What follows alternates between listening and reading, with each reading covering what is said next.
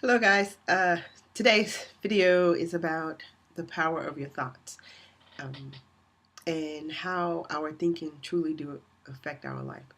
I want to encourage you that if there is an area in your life that you keep experiencing disappointment, um, if there's an area, if there's that, like if you really look at life, there are different areas. So you have your finances, relationships, career, um, if you're a parent, your parenting, health, your health, being healthy. So we all have these different areas, right?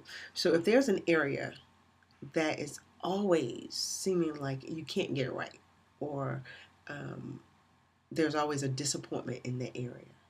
So I'll share this with you. For me, my biggest area of struggle is finances. And as I said, like now we have a plan and all that's good. But what I'm saying is that I had to recently. So last year I was working as a school counselor and I was making a good amount of money. So this year it was a 1 year contract. I did not show up in Beijing thinking I would be working. So it was a wonderful little gift. So this year I don't have the contract. I'm doing other things, but I don't have the contract. But for me, I thought, Lord, why is it in my life that in Andre and our life, like 1 minute we have abundant money, next minute we have a little bit of money, or we have just enough money. What is it with money? Like, why does it shift? Why doesn't it go like, why doesn't it just grow? And it could be life. It could just be, hey, that's just life, right? Possibly. Or I don't like to think that. Like, if there's something I can do, I want to know what it is I can do. So then, for me, because I know that everything is about our thinking and our thought process, and ideally, we kind of create our world, right?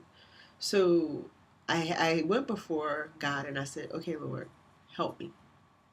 What is this? Will you please show me what this is?" So I'm the type when I ask God for prayer, then everything I look at, it doesn't have to be a Christian minister, it doesn't have to be a finance guy, like it doesn't have to be in the area that I'm asking God help for. But I'm always open and I'm like listening and I'm paying attention to everything that's going on around me because hey, I've asked God something and I know that God wants to answer me. And I know people say that God answer in yes, no, and maybe not right now. Maybe that's true. And I think there is part of truth in that. But I also know, at least from my personal experience, when I ask God for something to reveal things to me, He does it. And I think He's able to do that in my life because I do not limit how it has to come. I don't. I listen to I listen to seminars a lot of times. I listen to things about powerful thinking, and it does not necessarily have to be a minister. I listen to sermons a lot. I listen to um, the my neighbor. I'm always in tune to. I have asked God something, so I know He wants to answer me. So I'm always looking for the source where it's going to come from, and I do not say to God, "But Lord, if this is so, or this is how you want me to learn it, tell Andre or tell my neighbor, or tell the preacher." I don't limit God because I know that we serve an amazing, awesome God, and if He used the donkey to speak, then I trust and believe He will use anything to convey to me what it is I need. So okay, so I put out the prayer, and I asked Him, "Will you show me what is this?" So I was listening to this lady who was teaching about frequencies, and that's a whole nother lesson. We can talk about that another time. But she was talking about frequencies, and so I thought, okay, I'm going to pay attention. But she talked about the area of money, and she talked about what do we believe about money. And I thought, okay, this is good. I think I have some. I thought I had cleared up kind of that area in my life about my beliefs about money. But one of the things that she had on her list was that you have to work hard for money. And when I saw that, I thought, oh, maybe I have believed that. And then I thought about my own life. And I'll be honest with you guys. I've never worked hard for money. I've never worked hard for money. That doesn't mean I didn't have it. It just means I never worked hard for it. But what I realized is the belief of me thinking I had to work hard for it. Every job I've had, um, I'm laughing because I used to make a really good amount of money to work at a television station. Every day at 4 o'clock I could watch Oprah. And nobody cared that I watched Oprah. So here I was at work and they were paying me a nice check. But every day at 4, like it was an understood process. If you go into Kanisha's office, if you need her to do something, try to do it before 4 o'clock because she wants to watch Oprah. So I just laugh because I've never worked hard for money. Uh, Yesterday, I'll share with you guys. Just yesterday, a gentleman paid me $60 to spend 2 hours just talking to him because he wanted to have conversational English. Who does that? Like, I don't have to work hard for money, but the belief that I did, I think, was blocking the money from coming or more money from coming because I would feel guilty. Like, oh my God, I can't believe they paid me for this. That's okay. That happens to be my story. And so now I embrace my story.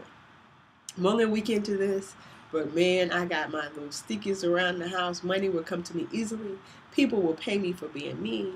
And I am excited because I have a new thought equated with my belief about money coming my way. I do not have to work hard. I can do what I love doing. And if you know me, you know I love talking. And can you believe the guy paid me yesterday to talk to him? And we're going to have an ongoing process. We have sessions where I meet with him for, I know it sounds crazy, for 2 hours at a time just so he can talk. And we talk about anything random.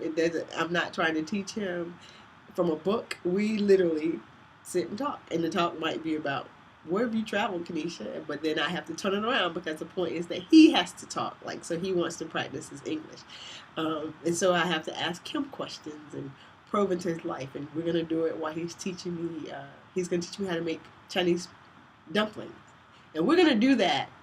He's going to teach me how to make Chinese dumplings so that he can talk to me and pay me to do it. So I'm tickled because if there's an area in your life that, if you have relationship issues and you keep meeting the wrong guy, challenge your thinking, your true thoughts, deep issue beliefs about what it is you believe about relationships. Because I promise you, if you shift your thinking, if you go deep and you ask God, show me what it is I truly believe, I've met women who say things like, I believe all men cheat. And then they are really upset when they get in a relationship with a man that cheat on them. Well, because some people call it the universe. I don't know if this is God, but I know that our brain will do whatever it takes to prove itself right. So if you believe that all men cheat, you're going to get a relationship with a man that's most likely going to cheat on you because you believe it. So you need to prove that true in your life, right?